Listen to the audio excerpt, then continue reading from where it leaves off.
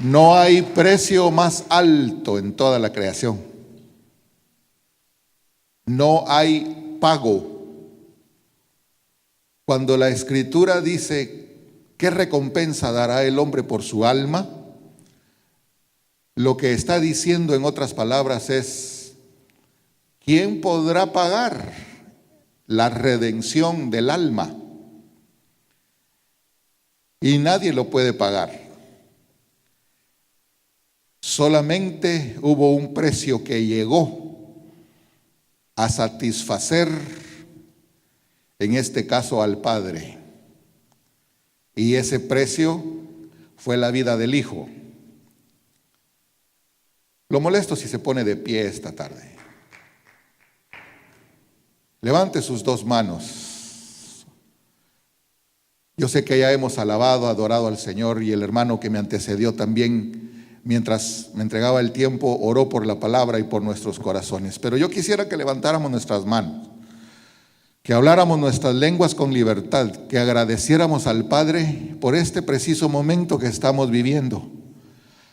Agradezcámosle al Señor nuestra vida que tenemos, la vida nueva en Cristo Jesús. Todas las bendiciones que por medio de Él tenemos, la llenura de su Santo Espíritu, el conocimiento de la verdad mediante mi Señor Jesucristo, el poder optar a la palabra de Dios con confianza. Gracias te damos, Señor. Dile, gracias te damos, Padre, porque te entiendo, te escucho, te veo, te anhelo, te deseo, te necesito. Anhelo servirte siempre, Señor, se deleita mi vida en tu presencia. Muchas gracias, bendito Dios y Padre nuestro, por esta misericordia que nos das, en el nombre de nuestro Señor Jesucristo. Así de pie, así con ese sentir, abra usted su Biblia en la segunda epístola del apóstol Pedro. Vamos a estar leyendo ahí bastante, pienso yo, y después compaginándolo con Génesis. Pero quisiera comenzar la exposición de esta tarde acá en la segunda carta de Pedro, en el capítulo 1, en el versículo 12. La idea central o primaria de lo que queremos compartir en estos domingos, comenzando hoy, partió de un pensamiento. El pensamiento es el creyente Abraham, la fe de Abraham. Pero para poder entender y exponer la fe de Abraham, sinceramente hay que remontarnos hasta el inicio. Pudiéramos hacerlo desde Génesis 12, Génesis 10 incluso, pero hay que remontarse a los inicios. Y la fe de nuestro padre Abraham, en lo que creía nuestro padre Abraham, lo creemos también nosotros. A la altura de la existencia, a la altura de la historia bíblica, mientras se desarrollaba la vida de Abraham, se alcanzó un conocimiento. Pero ahora nosotros, siendo que estamos en la antesala del final del drama humano y que la palabra de Dios está completa en su canon escrito, debemos obtener ese conocimiento, un mayor conocimiento sobre la misma base, sobre la misma fe. ¿Está de acuerdo conmigo? Bueno, vamos a tener el tiempo de platicarlo con tranquilidad en estos domingos. Pero comenzamos a leer entonces. Por esto yo no dejaré de recordaros siempre estas cosas, aunque vosotros las sepáis. Nosotros debemos guardar la palabra en el buen depósito de nuestro corazón. La memoria humana nos sirve muy poquito.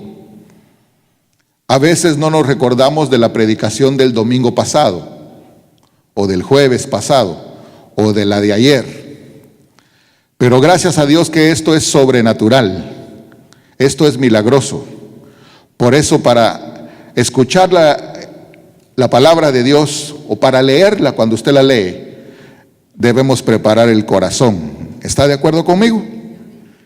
Por esto yo no dejaré de recordaros siempre estas cosas, aunque vosotros ya las sepáis y las tengáis en el corazón, no tanto en la memoria, insisto, y estéis confirmados en la verdad presente, pues tengo por justo, en tanto que estoy en este cuerpo, el despertaros con amonestación, sabiendo que en breve debo abandonar el cuerpo como nuestro Señor Jesucristo me lo ha declarado.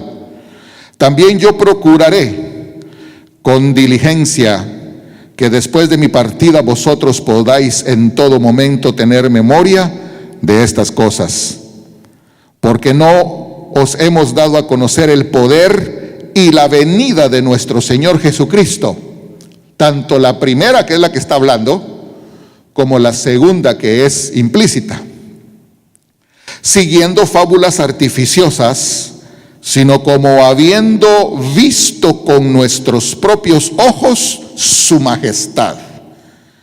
Pues cuando Él recibió de Dios Padre honra y gloria, le fue enviada desde la magnífica gloria una voz que decía: este es mi Hijo amado, en el cual tengo complacencia. Y nosotros oímos esta voz enviada desde el cielo cuando estábamos con Él en el Monte Santo. Aparte de la experiencia como testigo presencial que Pedro está testificando, para insistir, el versículo 19 dice: tenemos también la palabra profética más segura, a la cual hacéis bien en estar atentos como a una antorcha que alumbra en lugar oscuro, hasta que el día esclarezca y el lucero de la mañana salga en vuestros corazones. Entendiendo primero esto, que ninguna profecía de la Escritura es de interpretación privada, porque nunca la profecía fue traída por voluntad humana, sino que los santos hombres de Dios hablaron siendo inspirados por el Espíritu Santo, sin hacer pausas de corrido. Pero hubo también falsos profetas entre el pueblo, como habrá entre vosotros falsos maestros. Y dejamos ahí la lectura. Siéntese, mi amado hermano. Los molesto con mis monitores. Fíjese que tenía monitores y de repente se fueron y de repente volvieron. Bueno, quiero tomar toda la tranquilidad y la calma del caso para ir platicando con ustedes estos domingos de lo que queremos platicar. Ahí escucho mucho mejor. Muchas gracias.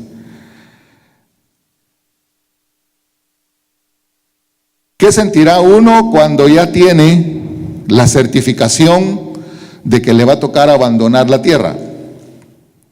Eso es lo que Pedro está diciendo. Y se está esforzando en terminar su ministerio, su servicio, el cual es trasladar el mensaje que mi Señor Jesucristo lo comisionó a él en persona cuando le dijo: te voy a hacer pescador de hombres. Y Pedro pasó todo ese proceso hasta llegar a ser testigo de la resurrección de Cristo y luego apóstol de Jesucristo para poder predicar su palabra. Él vio con sus ojos, como acabamos de leer, al Dios hecho carne y convivió con Él y percibió su gloria. Y no tan solo eso, que ya es maravilloso, sino que una oportunidad que junto con Juan y Jacobo fueron a un monte y mi Señor Jesucristo, mi Señor Jesús, de pronto sus vestiduras se hicieron blancas y se apareció junto a él Elías y Moisés. Pero la voz del cielo desde el Monte Santo decía: este es mi Hijo amado. También la voz del cielo se escuchó en el Jordán: este es mi Hijo. Pedro está trasladando, y por favor note, póngale atención especial, que él mismo está diciendo: voy a procurar de tal manera que todo el mensaje que yo les he dado se los voy a volver a repetir. No importa, yo necesito que aunque ustedes sepan estas cosas, no solo las sepan, sino que estén confirmados en ella. Porque el conocer y el perseverar no es algo liviano. La fe que tenemos es la vida de fe, la batalla de la fe y el camino de la fe por el cual andamos es algo que constantemente debemos preservar y resguardarnos. ¿Por qué? Porque si es una guerra, la guerra no se gana hasta el final. Y hay entonces oposición en esa guerra, en esa batalla. Entendiendo eso, él empieza a explicar a partir del capítulo 2, en el versículo 1. Y entonces yo quiero ir con usted viendo pasajes de la Escritura, aunque toda la Biblia lo muestra, pero hay pasajes de la Escritura donde son más explícitos y a veces nos dejan a nosotros atónitos respecto a lo que querrá decir, porque sabemos muy poco tal vez al respecto, pero lo suficiente como para podernos dar una idea de qué estoy hablando. A partir del capítulo 2, versículo 1, voy a empezar a leer y usted va a notar que hay dos simientes.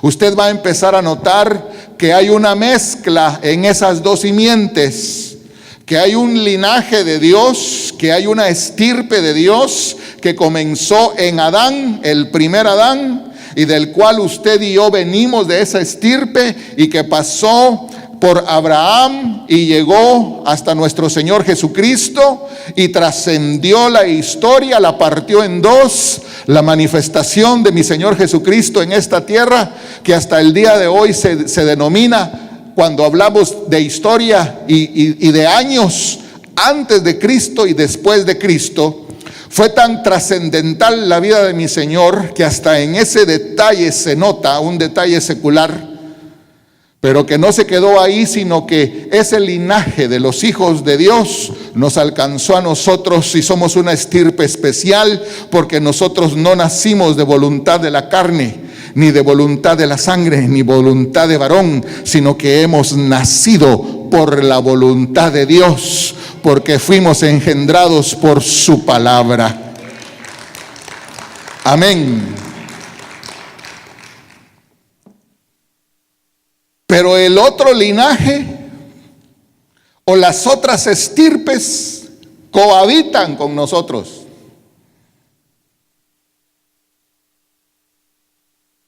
Plantas que no plantó mi padre.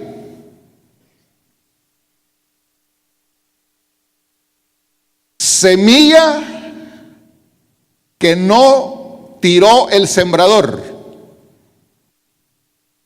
sino que el malo lo sembró y después apareció. ¿Estoy dándome a entender? ¿Ya lo relacionó con las parábolas que estoy mencionando? Nunca olvidemos eso. Es lo que Pedro está diciendo. Estas cosas ya las saben, pero yo se las tengo que recordar para que no caigan en error. Porque en los postreros tiempos habrán falsos profetas entre el pueblo. Así dice capítulo 2, versículo 1. Fíjese que no están entre el mundo. El mundo está perdido. La estirpe de la que estoy hablando está allá en el mundo. Pero ellos se infiltran entre el pueblo, así como se infiltró la serpiente en el huerto, para poder contaminar y literalmente envenenar a la simiente de Dios. Adán tenía una característica muy especial. Como no había conocido pecado, como no había transgredido aún, como todavía no había desobedecido, tenía una comunión con Dios ilimitada, si usted me permite. Tenía una comunión con Dios maravillosa, no sé si decir perfecta. Pero después de la caída, después de desobedecer, la presencia de Dios dejó de ser tan manifiesta como la que tuvo nuestro padre Adán. Y entonces el Señor decidió trabajar con el linaje de Adán, que dicho sea de paso, para mencionarlo de una vez, el linaje nuestro es un linaje cuyo propósito es ayudar a toda la creación necesitada que estaba fuera del huerto, la que no conocía a Dios. Lo vamos a ir explicando poco a poco. Pero una vez que el rescatista cae, entonces el Señor necesita rescatar a los rescatistas al mismo tiempo que rescata al resto de la humanidad. ¿Me estoy dando a entender?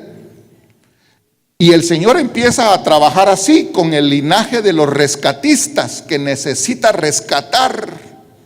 Así se entiende de alguna manera cuando Pablo le dice a Timoteo: si cumples tu ministerio de esta forma, si predicas esto, si enseñas esto, si vives en esto, te salvarás a ti mismo y a los que te escuchan.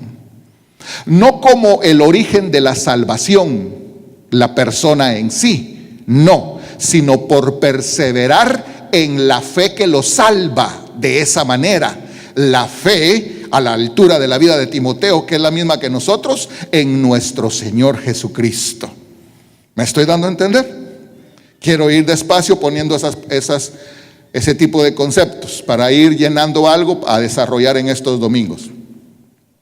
Por esa misma razón los sacerdotes ofrecían en favor del pueblo, pero por esa misma razón los sacerdotes ofrecían por ellos mismos antes de empezar a ofrecer por el resto del pueblo a los cuales ellos servían.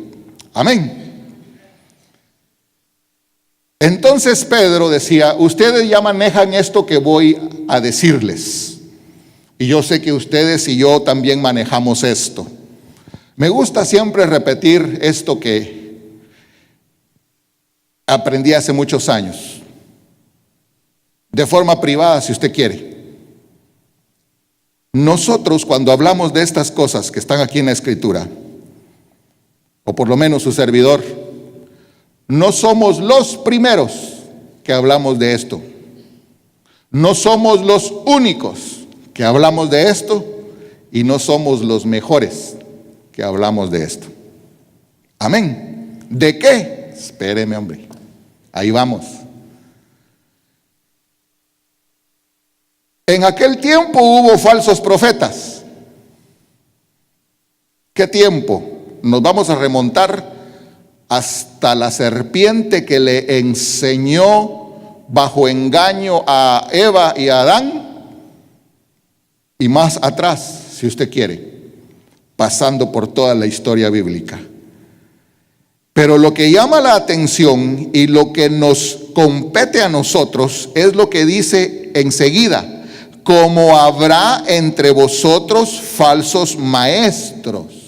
Eso sí ya nos compete a nosotros, que introducirán encubiertamente herejías destructoras y aún negarán al Señor que los rescató, atrayendo sobre sí mismos destrucción repentina.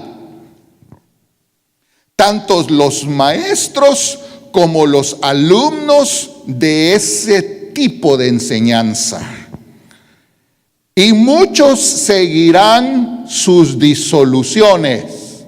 Usted y yo no podemos ser de ese grupo. Tristemente son muchos.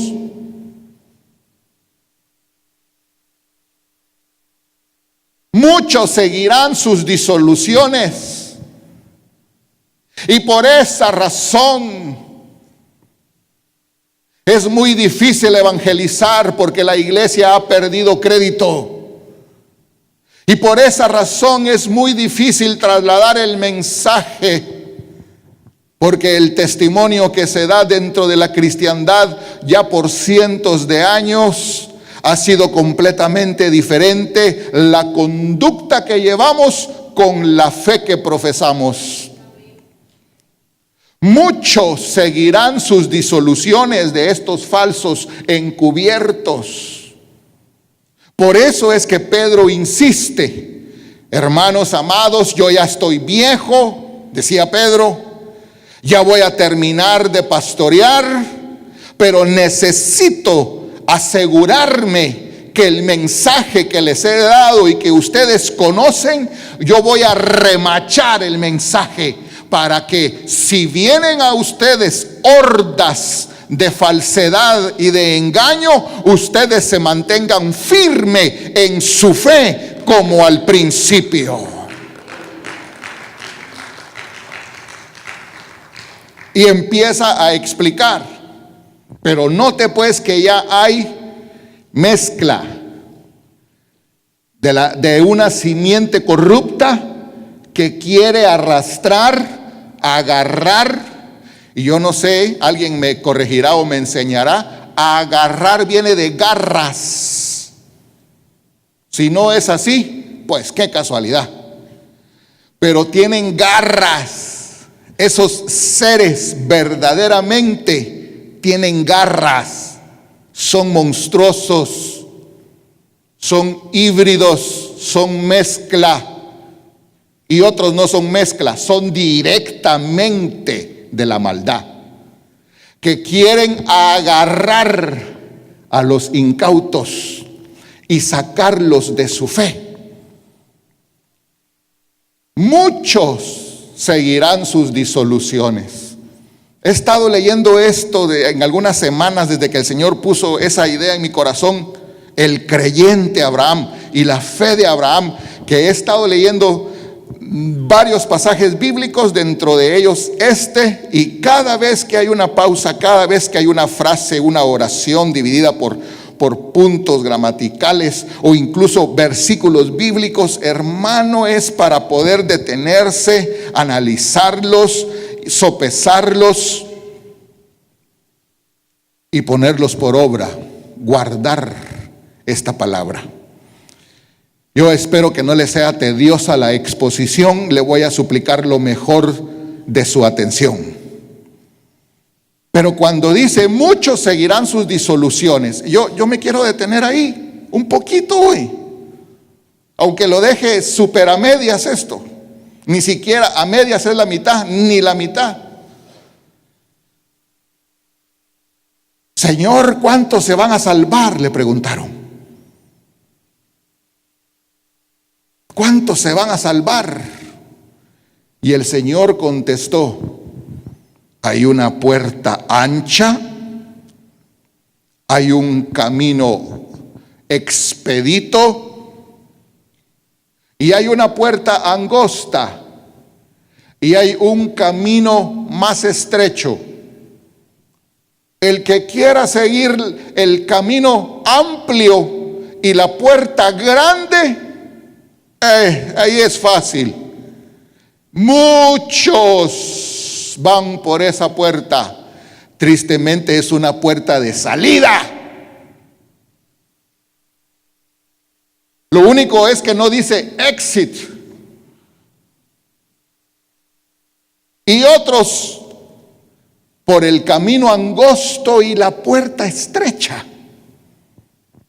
Y pocos son los que van por ese camino, pocos hallan esa senda porque es difícil. A la lógica se tiene que hacer un mayor esfuerzo, donde el pasillo es angosto y la puerta es pequeña. Pero todos vamos a poder pasar por ahí, y lo más importante es que esa puerta no es de salida, sino que es de entrada al reino de su amado Hijo, a la casa del Padre. No hay que dejarse. Hay que estar uno firme en la fe. Se está jugando su vida, hermano. Se está jugando su salvación. Y he estado viendo tantos pasajes bíblicos, hermano, que uno quisiera volverse a leer la Biblia otra vez en 2, 3 días para volver a tener todo ese conocimiento aquí.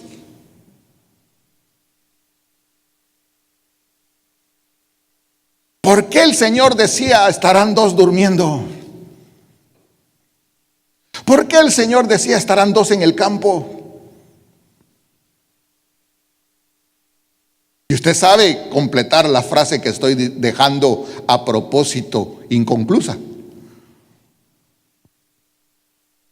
Muchos seguirán las disoluciones de los infiltrados. Por eso hay que tener atalayas para que no hayan infiltrados. Por causa de los cuales el camino de la verdad será, estaba hablando a futuro Pedro, será blasfemado.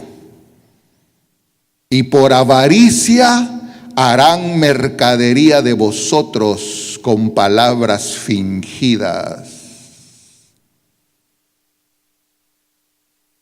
Estoy en el versículo 3 ya. Por avaricia harán mercadería de vosotros. Es lo único que son, mercadería. Personas utilizables cuando lo necesitan y desechables cuando ya no. Benditas cuando les convienen y malditas cuando ya no.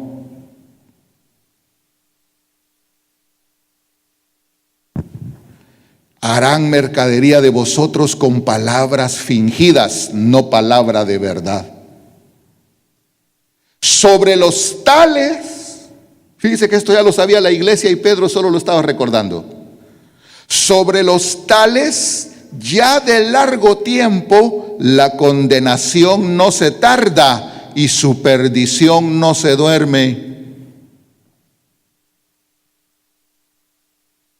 Y empieza a explicar ahorita que esto no es asunto reciente. Versículo 4. Porque si Dios no perdonó a los ángeles que pecaron, está hablando de una creación prehumana, si usted me permite usar esa palabra, sino que arrojándolos al infierno, los entregó a prisiones en las tinieblas, para ser reservados al juicio. Luego sale de esa creación no humana y el versículo 5 empieza a hablar de un tiempo antiguo, de un mundo antiguo, de una existencia humana antiquísima. Y vuelve a comentar esa clase de mezcla, esa clase de estirpe, esa clase de linaje que va en contraposición a la luz y a la verdad. Y si no perdonó al mundo antiguo, ese mundo antiguo, ¿quiénes vivirían en ese mundo antiguo? ¿Quiénes eran los vecinos de Noé? Eso nosotros ya lo sabemos, ya nos lo han enseñado, pero nos lo está recordando la palabra. ¿Quiénes serían los vecinos de Noé? ¿Por qué Dios decidió hacer un juicio a la altura de la vida de Noé? ¿Por qué Dios ha hecho juicios en este planeta Tierra cuando sus habitantes han colmado la medida de la paciencia, del amor y de la bondad y de la gracia de Dios? ¿Por qué Dios cada vez que hace un juicio preserva a algunos para que puedan traspasar el juicio y se siga adelante?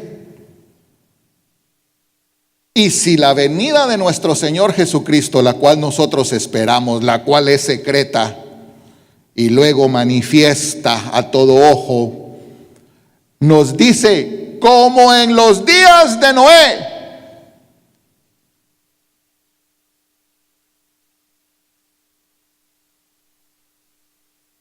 así será la venida del Hijo del Hombre. ¿Qué iremos a ver? ¿Qué no iremos a ver? Yo voy a ir despacito estos domingos. ¿Usted me va a hacer el favor de soportarme? ¿Sí? Alguien dirá, es que no nos queda de otra, hermano.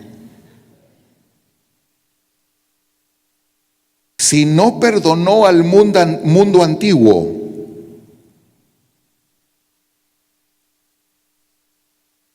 ¿quiénes lo habitarían?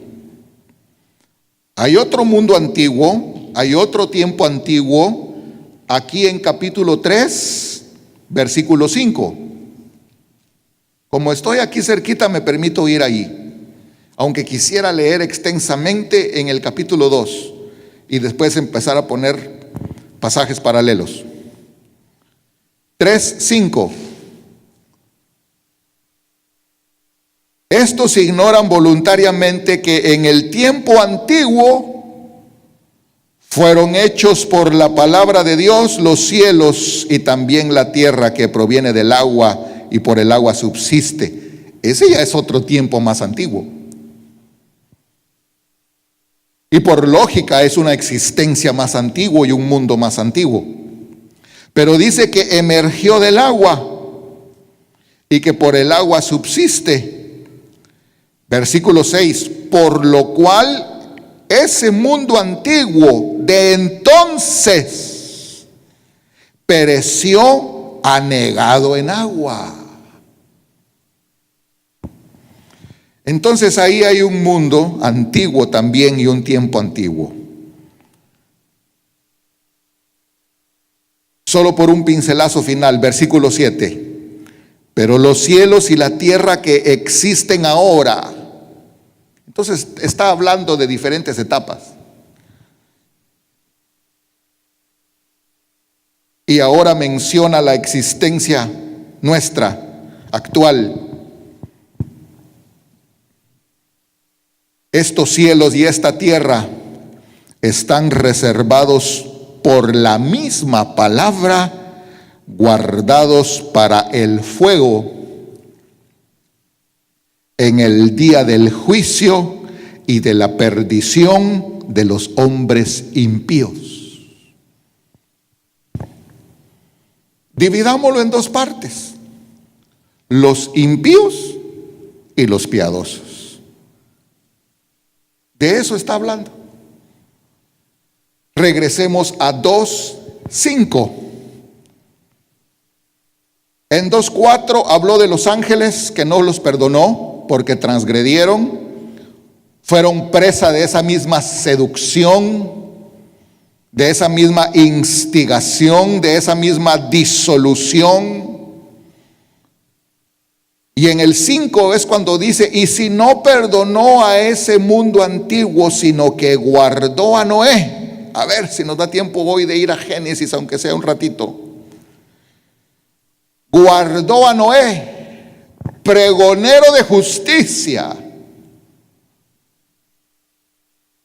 junto con otras 7 personas, trayendo el diluvio sobre el mundo de los impíos.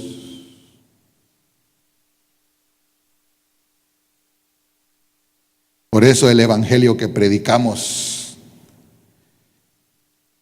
es que el conocimiento de la verdad es según la piedad. Démosle un aplauso al Señor, amados hermanos.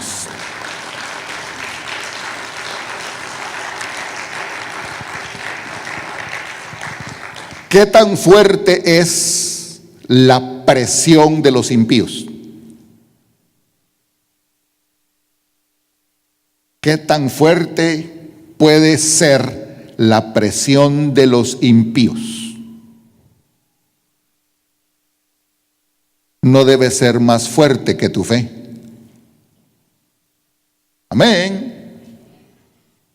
Por eso nosotros debemos buscar el camino de la perfección, la senda de la espiritualidad.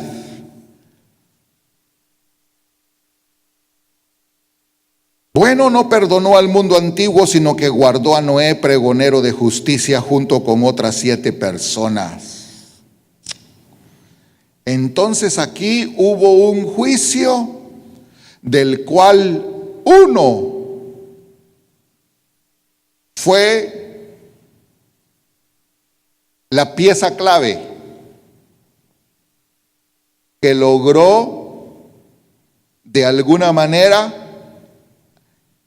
atraer a él a otros 7. En la huida del Éxodo, los que decidían poner la señal de sangre en la puerta, postes y dinteles, y comer el cordero adentro con todos los elementos comestibles alrededor de esa oportunidad, era el padre y la madre de familia. A los hijos no creo que les hubieran preguntado: mis hijos, ¿quieren comer hoy cordero? No, papi, queremos chicken nuggets. Hijos, hoy hay hierbas amargas. Usted me corrige, panes sin levadura y cordero bien asado, y tenemos que estar vestidos para comer a la cena, a la mesa hoy. No, papi, yo quiero macaroni and cheese.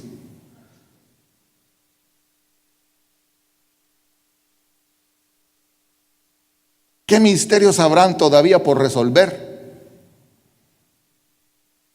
Habrán embriones que traspasarán un juicio para luego crecer y que escojan en su libre albedrío ellos en su madurez.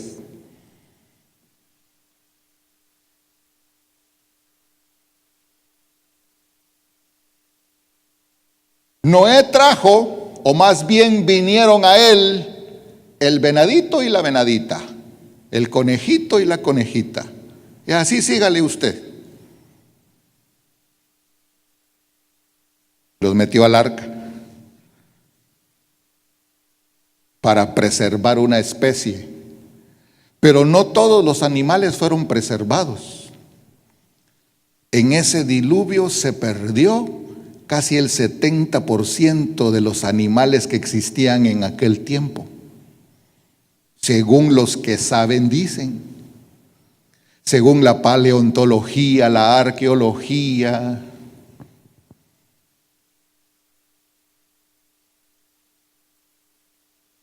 Y aún así el Señor metió animales limpios y animales no limpios, porque todavía les iba a tratar con ellos de este otro lado.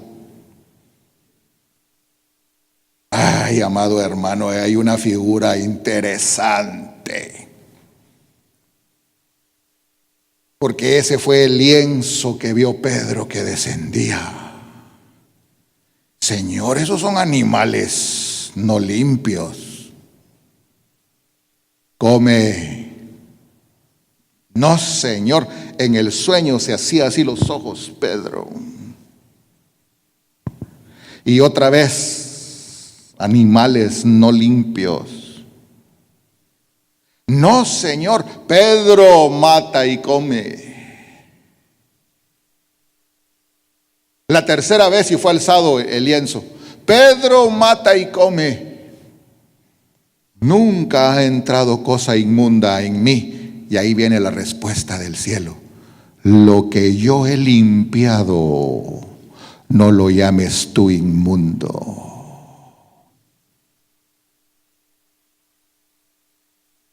¿Estamos muy serios hoy? Yo pensé que esa frase iba a sacarnos un aplauso. Ahorita ya no aplauda, por favor. Ya no luce. O es expectación. ¿Qué será? Por lo menos que no sea sueño, ¿verdad?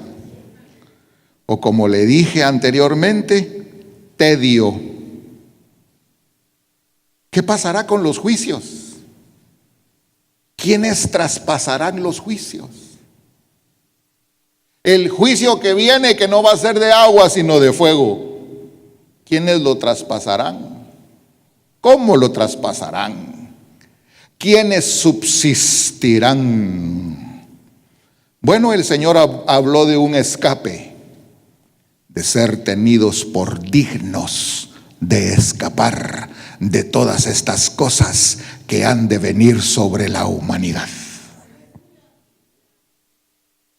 Y por allá lo desglosa más.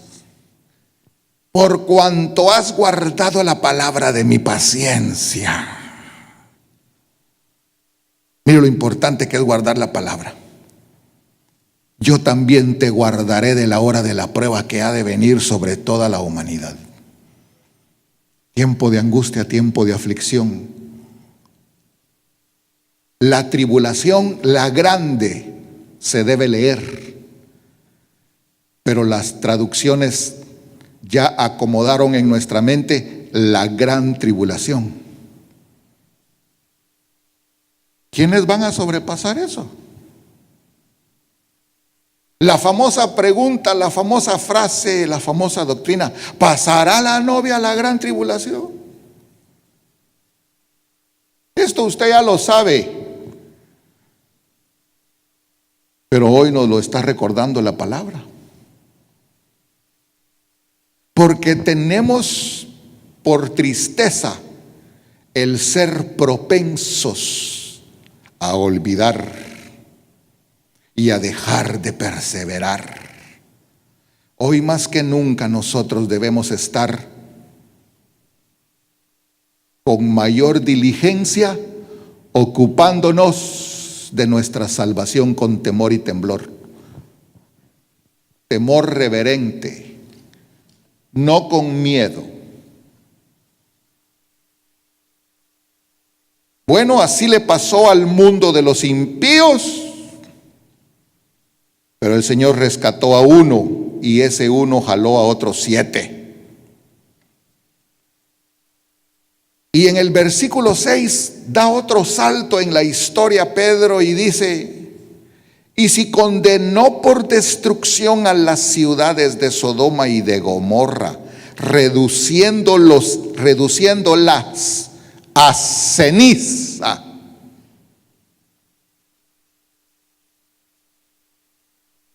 ¿Cuántos creen la Biblia?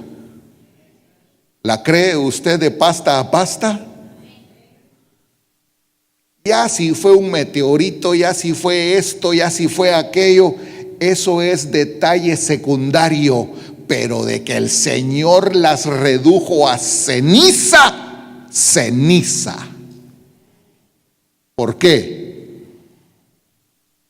Porque cada vez que el Señor ha querido corregir la plana, cada vez que el Señor, voy a utilizar esta frase, saca una nueva edición en sus servidores, hay un grupo que se desvía, hay un grupo que es contratado por los personajes que leímos al principio de la charla. Y entonces algunos colman la medida de la paciencia de Dios y los tiene que exterminar por fuego.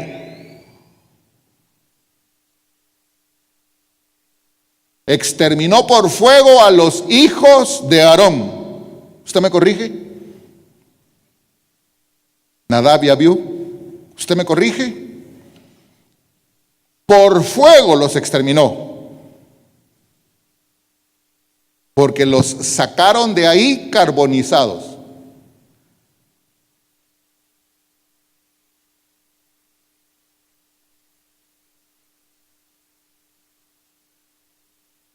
Sodoma y Gomorra no fueron la excepción y fueron reducidas a ceniza, poniéndolas de ejemplo a los que habían de vivir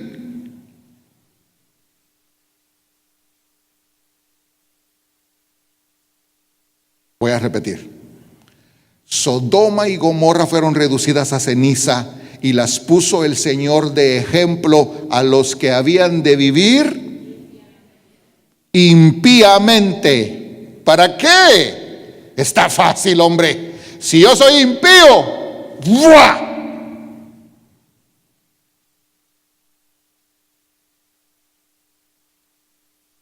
yo miro ahí la gracia de Dios, la misericordia de Dios, el amor de Dios, la paciencia de Dios. ¿Cómo, pastor? Pues sí, porque te está diciendo, ya no vivas en tus disoluciones, ya no caigas en el engaño, busca la palabra verdadera, porque si sigues de impío, ¡buah!, entonces se arrepiente y regresa a vivir piadosamente.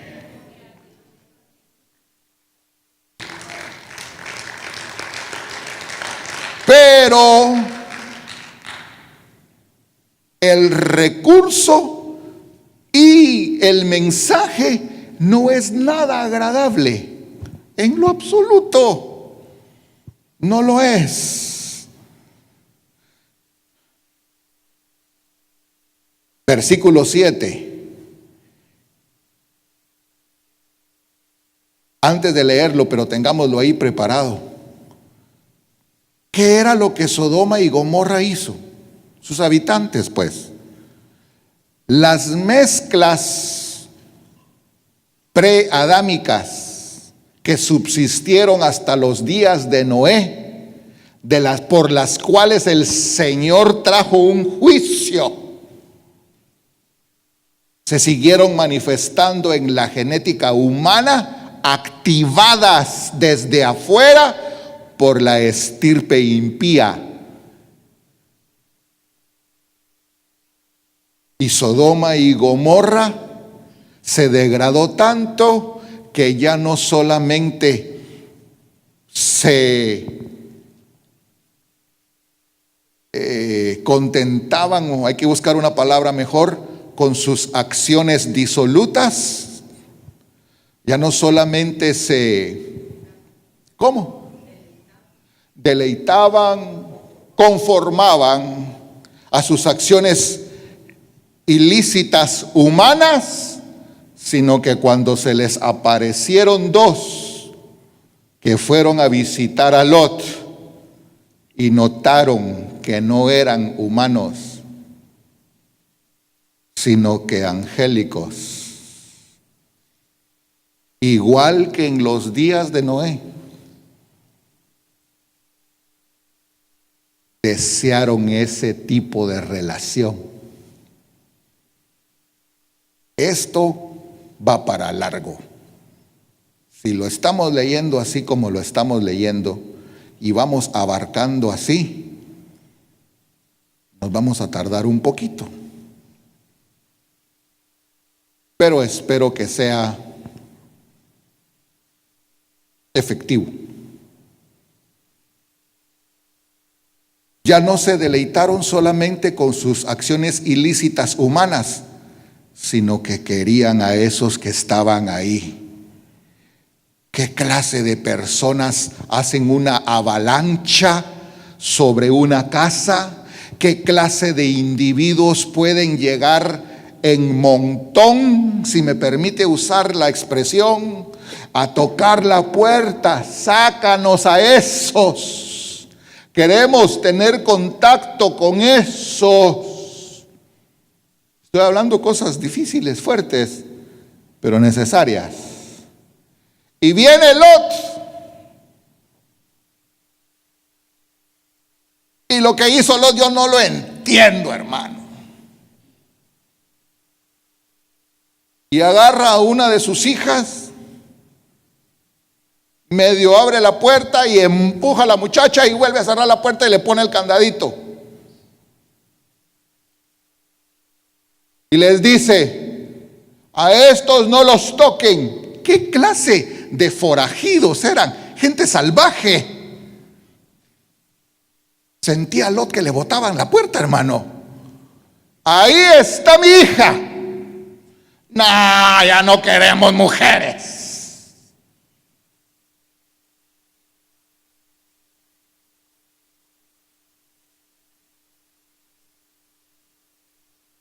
Lo que no sabían era que esos ángeles, no sé si usar la palabra, eran superpoderosos. Ya no eran de los otros ángeles caídos que de seguro ya habían probado. Porque los ángeles caídos se aglutinan donde se les abre las puertas.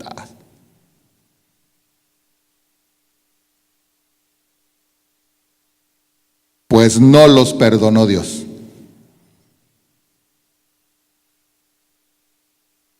Por eso alguien profesional en la materia, profesional en salud mental, dijo, y ya solo me quedan 5 minutos, dijo el profesional de la salud mental, y como quisiera que todos los jóvenes escucharan esto. ¿Por qué los jóvenes, pastor? Porque están en la edad, hombre, donde la actividad sexual comienza y son como un volcán en energía, estoy hablando. Dice este profesional de la salud mental que el ser humano empieza a ver figuras atractivas que le despiertan el morbo sexual y va subiendo de intensidad esas imágenes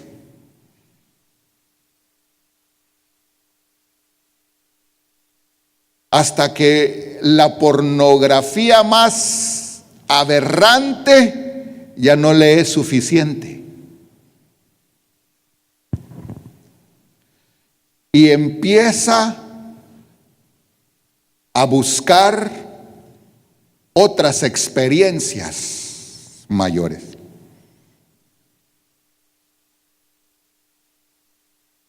Por eso es que todas esas infiltraciones, todas esas que propagan que los ojos humanos las vean y las deseen, considero yo que son infiltradas.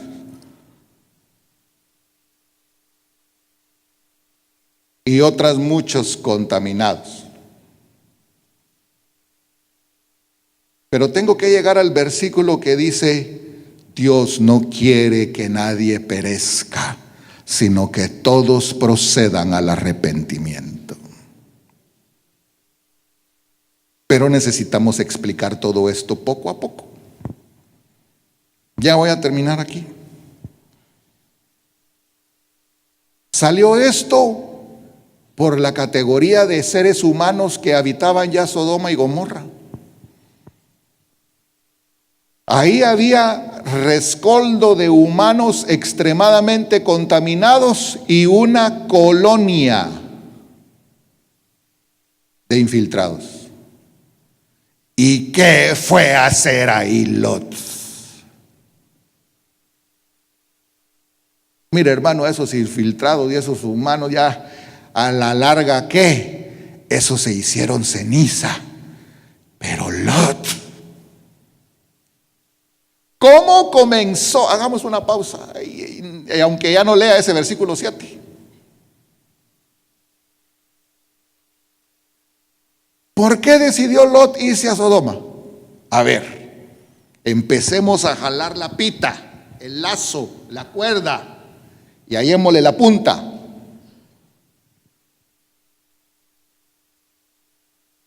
¿Por qué decidió Lot irse a Sodoma y Gomorra?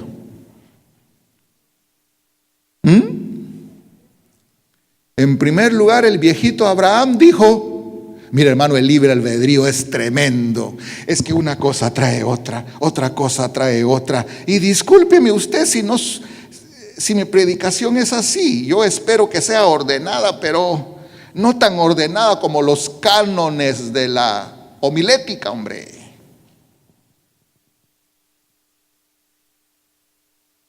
Pero Abraham le dijo, mira, patojo, yo te traje a vos te quedaste huérfano. El Señor me dijo que saliera yo de lelo te traje. Esa ya es traducción en lenguaje actual mazateca.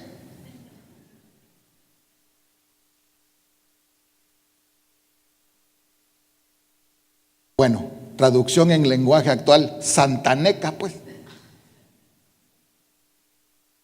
Para hacerlos famosos por 3 segundos a los santanecos. Pero aquí la cosa es que como vos ya tenés riquezas,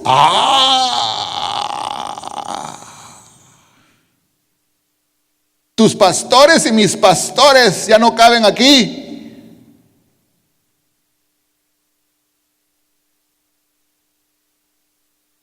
Siendo que yo soy el jefe, dijo Abraham. Pero dio la enseñanza del libre albedrío, el viejito Abraham. A saber si era viejito, hermano. A mí se me hace que Abraham de 100 años se miraba más pollón que de 40. Que yo de 40 se me lengua la traba.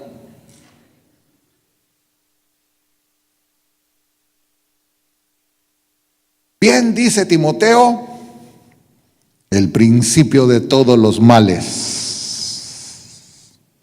es el amor al dinero, el cual codiciándolo algunos se han desviado.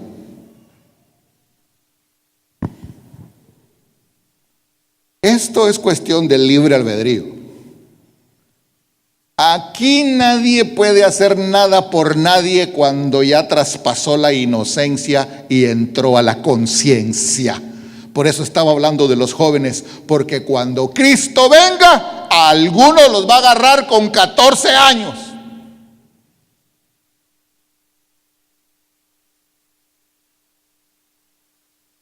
A otros con 17. A otros con 12. ¿Por qué 12?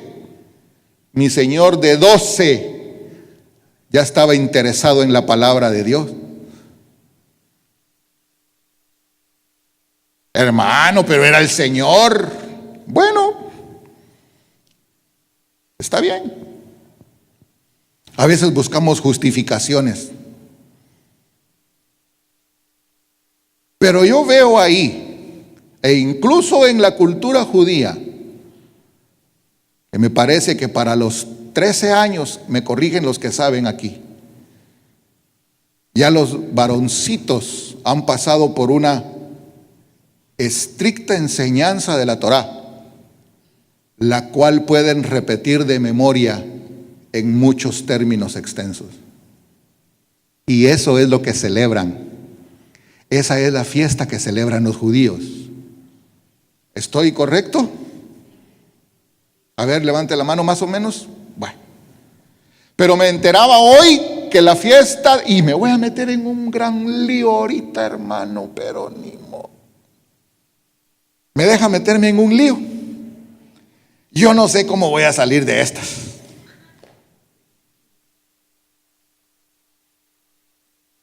Pero dice que la celebración de los 15 años es tan pagano como no tenemos idea, desde la cultura azteca, donde hacían que las niñas se entregaran a otros hombres ya desde esa edad. Hermano, uno oye tantas cosas que digo, Señor bendito, consciente estoy que venimos de la gentilidad. Gentilidad se oye bonito, paganismo es la palabra correcta. Y que tú nos alumbras el entendimiento en tanta cosa que acarreamos. Y nosotros tendemos más a aquellas acciones de alguna manera humanas, de alguna manera familiares, de alguna manera, ayúdeme por favor. Y nos olvidamos de las espirituales. Y entonces, ¿qué vamos a hacer, hermano? Usted va a ordenar que ya no se celebren los 15 años. Hasta ahí no voy a llegar yo porque eso es legalismo. El legalismo es imponerle a otros. Una cosa es enseñar y otra cosa es imponer. Exponer e imponer se oye parecido, pero riman, pero no es lo mismo. Si todo lo que hacemos nosotros lo canalizamos por el Espíritu de Dios y hay una intención espiritual y le damos la gloria a Dios y enseñamos así a nuestros hijos a depender de esa línea y de esa forma de pensar renovadamente y abandonar las cosas del mundo, hágase todo libremente. Pero a los 12 años mi Señor Jesús estaba en el templo.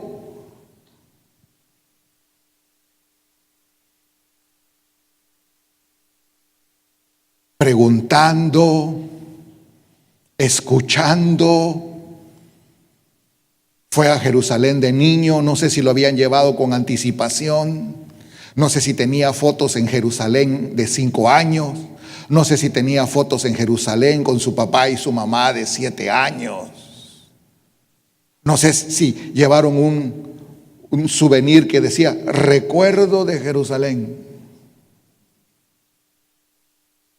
Pero a los 12, cuando la mamá y el papá lo perdieron en la caravana de regreso y lo fueron a encontrar, porque a saber, en la desesperación de María la vio llorar a alguien y le dijo, hermana María, ¿qué le pasa? Es que el nene, le dijo. No, le digo, si yo lo vi que allá estaba en la iglesia, en el discipulado.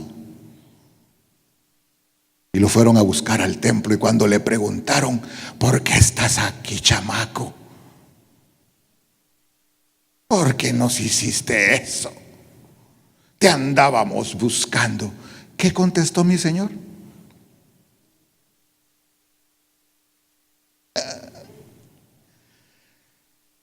¡Qué madurez!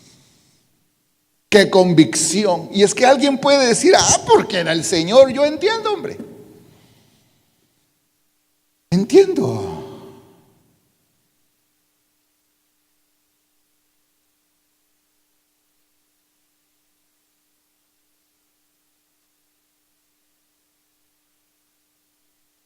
Entonces el muchacho Lot le tuvo que responder a su tío.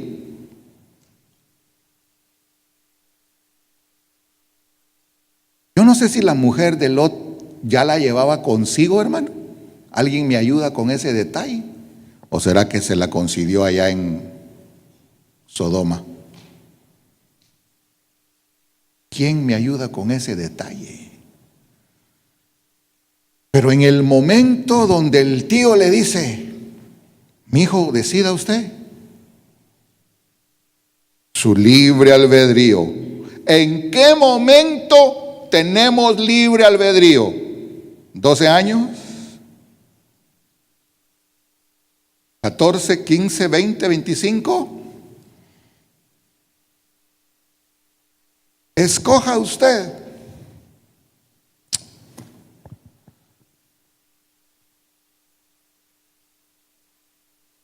Volteó para todos lados,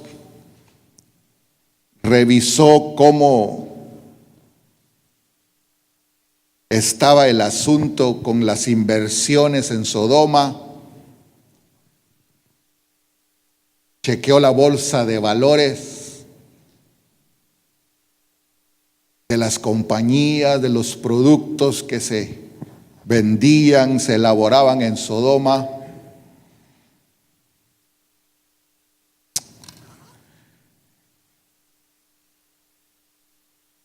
No améis al mundo ni las cosas que hay en él. Vaya poniéndose de pie, me ayudan con el piano, no me quiero pasar del tiempo.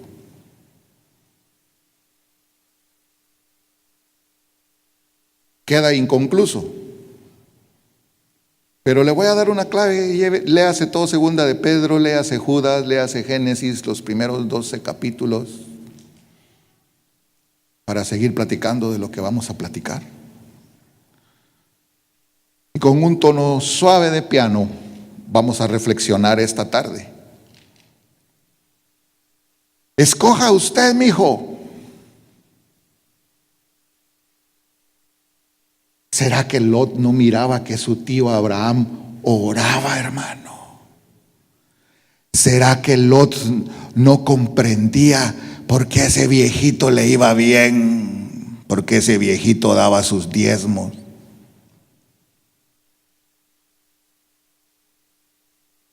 ¿Hasta qué punto se puede tomar a alguien para que traspase el juicio?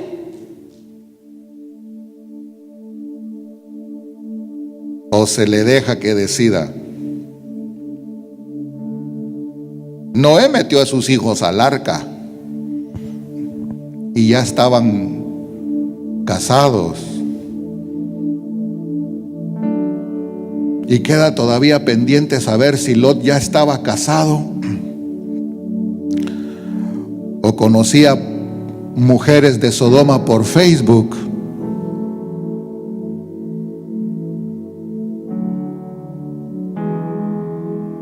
Escoja usted. Abraham había tenido esa indicación de parte del Espíritu de Dios. Lot pensó y lo que en su corazón había se manifestó. Vaya pasando al frente todo aquel que lo necesite a orar de pie aquí en el altar. Levantar sus manos o a postrarse si así lo necesita y así lo desea.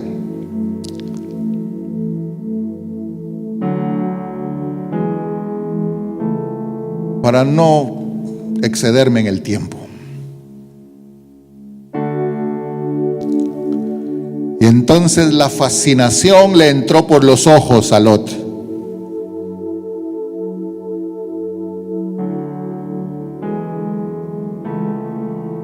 Y escogió esa llanura, escogió ese valle, escogió esas tierras.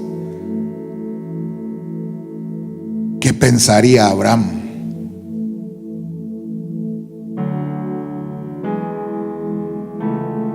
Cuando volteó a ver a Abraham lo que le había dejado el sobrino.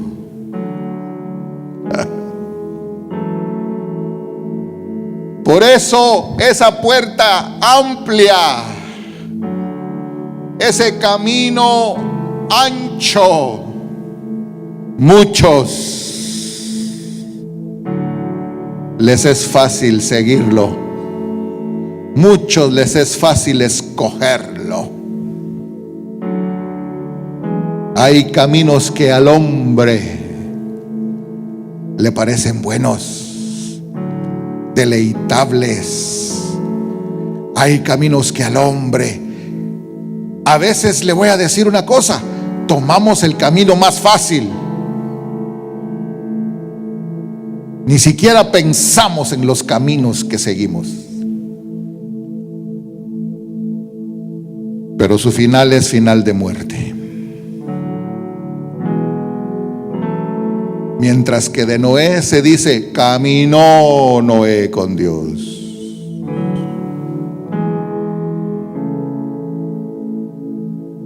Esta tarde el Señor quiere recordarnos su palabra. Esto ya lo saben, pero yo voy a recordárselos y voy a procurar que lo sepan muy bien. Y que lo guarden en lo profundo de su corazón, porque después de mi partida, implícitamente estaba diciendo Pedro, vendrán infiltrados. Y no fue el único que lo dijo, Pablo también. El Señor lo advirtió de muchas formas.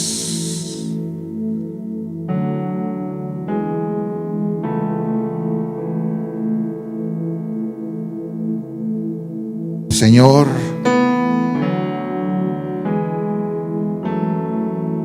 la exposición quedó inconclusa. La enseñanza adentro del corazón de nosotros la sabemos.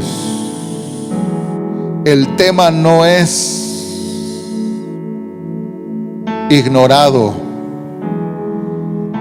pero esta tarde, en el nombre de nuestro Señor Jesucristo, La ministración en nuestros corazones debe ser completa, profunda, Señor,